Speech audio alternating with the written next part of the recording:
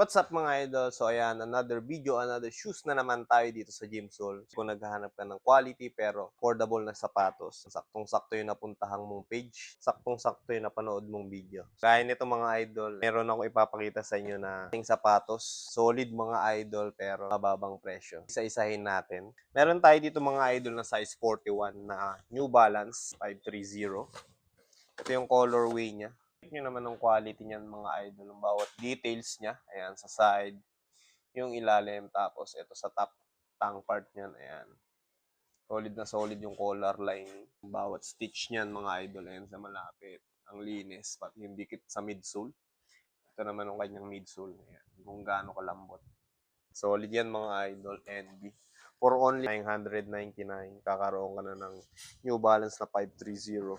Next natin, meron tayo ditong size 43 na same colorway lang. So, ito siya. And syempre, meron din tayong size 44. Nagdagdag ko lang mga idol na yung 530 na details niya dyan. Ayan, solid yan. Ito yung box niya. Tapos na tayo sa New Balance mga idol, lipat tayo sa Hoka. Ayan yung mga pang-running shoes ngayon. Usong-uso to ngayon sa market. Ito yung box niya ganito.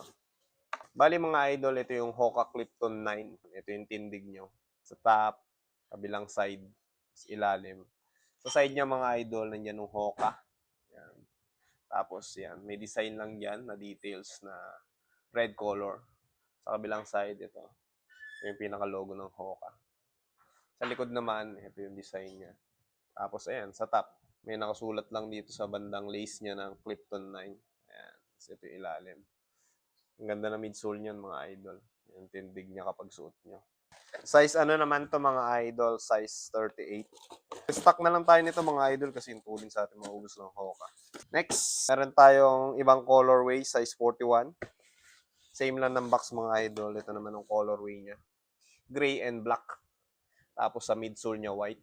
Ito yung sa side, sa top, sa ilalim. Sa kabilang side mga idol. Same ng details kasi nga pares lang silang Clifton 9. Nakalagay niya Hoka. 199. Go na yan. Size 41. Next, meron tayong size 45 mga idol. Same ng colorway. Ito siya.